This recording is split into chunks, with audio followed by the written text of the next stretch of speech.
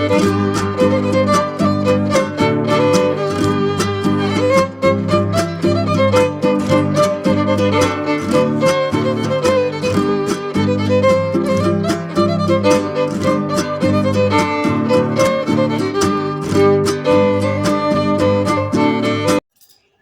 Everyone, কেমন আছো তোমরা সবাই? আশা করি তোমরা সবাই খুব ভালো আছো। আমিও ভীষণ ভালো আছি। তো চলে এসেছি তোমাদের সাথে আর একটা ভিডিও নিয়ে। আমি এখন স্নান সেরে উপরে চলে এসেছি। এখন প্রায় 9টা 9:30 বাজবে। ছাদ বাগানটা তোমাদের সাথে শেয়ার করবো, চলো। এই অ্যালোভেরা গাছগুলো দেখো, যখন মায়ের বাড়ি থেকে এনেছিলাম প্রায় অনেকটা ছোট ছিল, তো এখন প্রায় অনেকটা বড় হয়ে গেছে। এর ভেতরে ভেতরে কিছু থালকুনি পাতা দিয়েছি, তো এগুলো এখনো বড় হয়নি। তো আর এটা ডালিয়া, এটা অপরাজিতা। তো যেহেতু টবের প্রচুর সমস্যা, তার কারণে একটা টবে দুটো গাছ লাগাতে হয়েছে। এই সূর্যমুখীটা প্রায় আমি তো ভাবছিলাম বাঁচবে না, কিন্তু এতটা বড় হয়ে গেছে, দেখো কি সুন্দর কুড়ি ধরেছে। চন্দ্রমল্লিকা, আর এগুলোতে এখনো কুড়ি আছে। ও শুধু কত ফুল হয়েছে, কয়েকদিন আগেই ফুল হয়েছিল, তো এখন আর ফুল হয়নি, এখনো কুড়ি আছে। আমার শাড়ির সাথে পুরো এটা চিপকে গেছে। এগুলো ছোট ছোট এখনো পিটুনি, এগুলো এখনো বড় হয়নি। আর এটা তো করণ ফুল, হ্যাঁ, বিয়ে বাড়িতে বেশিরভাগ টাইম আমরা এই ফুলই লাগিয়ে থাকি। আর এইটা দেখো রবন, এটা এখনো ফুল হয়নি, জানি না কেন হয়নি। আর এই গাছটার পুরো পাতাটাই ঝরে গেছে, কিসের জন্য হয়তো শীতের শুরুতে এগুলো ঝরে যায়।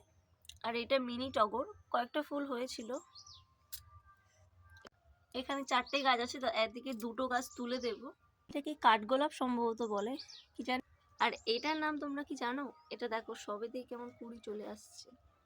এটার নাম ফার্স্ট লাভ। এটা একটা বড় টগরের গাছ। এই পাশটায় দেখো চেরি গাছ দুটো লাগানো হয়েছে, তার সাথে একটা লঙ্কা গাছও লাগানো হয়েছে। এই গোলাপ গাছটা বাপের বাড়ি থেকে এনেছিলাম, তো খিরাই গিয়েছিলাম তখনই এনেছিলাম দুটো। দেখো এটা তো মানে আমারই হাত লেগে পুরো ভেঙে গেছে ডালটা, কি জানি গাছটা হবে না হবে না। আর এই পাশটা ছোট ছোট লঙ্কা গাছ লাগানো হয়েছে, দেখো এই সাইডগুলো নয় বড় বড় হয়েছে। আর এগুলো এখনো ছোট ছোটই আছে, কি জানি কেন হয়নি। আর এখানে একটা দেখো উচ্ছে গাছ। আমার ভয়েসটা হয়তো একটু খারাপ হতে পারে, কারণ ঠান্ডাটা প্রচুর পরিমাণে আমার লেগেছে।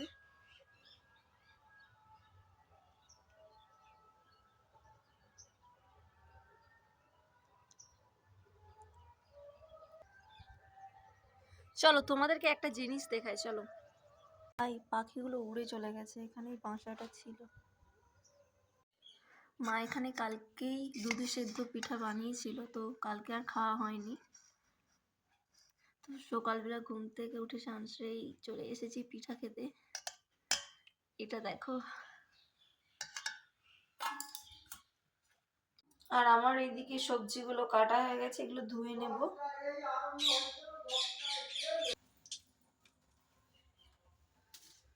সকালে দেখো কত সুন্দর ভাবে এগুলো ফুটে গেছে, মানে বাচ্চাদের থেকেও আমি খুব বাজেভাবে করেছি। এখন একটু রোদটা বেরিয়েছে।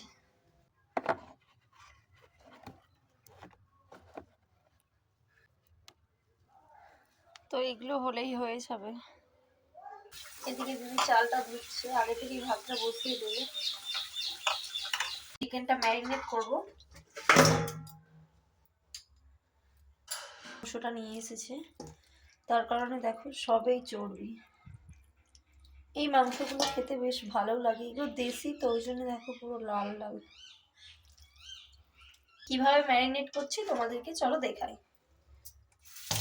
তো এখানে পরিমাণ মতো নুনটা আমি দিয়ে দিচ্ছি, তারপরে অল্প করে আমি একটু হলুদ গুঁড়া অ্যাড করব, তারপর একটা লেবু দেব। এটাকে কেটে ভালো করে আমি লেবুটা দিয়ে দেব। তো এখানে লেবু দিয়েছি বলে তাই আমি ভিনিগারটা ইউজ করব না, তো এখানে সর্ষের তেল অল্প করে দিয়ে দেব। ভালো করে একটু মেখে নেব এটাকে, যাতে নুনটা ভালো করে মাংসের ভেতরে ঢুকে। তো আমি এখানে 1 ঘন্টার জন্য চাপা দিয়ে দেব। চলো পেঁয়াজগুলো কেটে ফেলি।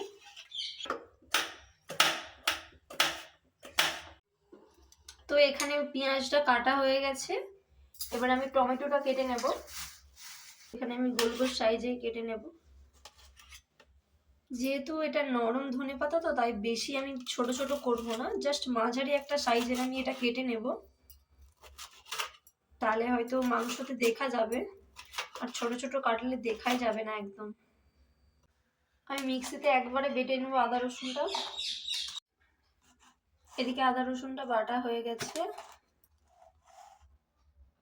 আমাদের যেহেতু বাড়িতে রান্না করতে হবে না, সেটা তোমরা আগের ভিডিওতে দেখেছো, তো এখানে আমি এগুলো নিয়ে নিয়েছি।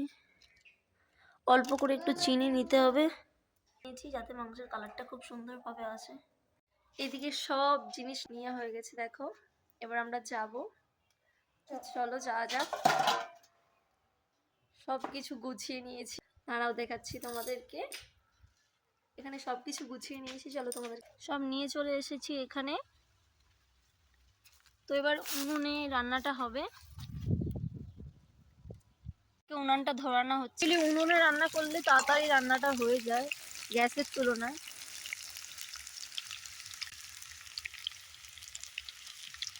এখানে ভালো করে আলুটা ভাজা হয়ে গেছে, তো অল্প হলুদ দিয়েছি যাতে আলুর কালারটা ভালো আসে। তো এখানে আমি একাই এসেছি, দেখো এদিকে রান্না হচ্ছে, মাংসটা হয়নি। তো পুরো ভিডিওটা দেখো, অবশ্যই ভালো লাগবে তোমাদের। এদিকে আমার আলুটা ভালো করে হয়ে গেছে দেখো।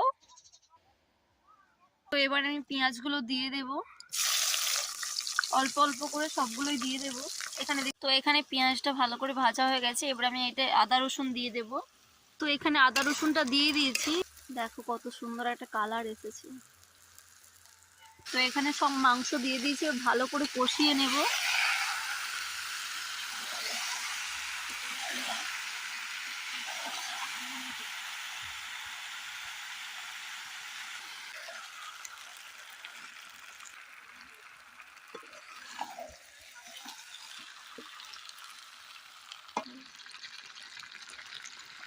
তো মাংসটা দেখো পুরো লাল লাল, মনে হচ্ছে যেন একদম মাটন কষা।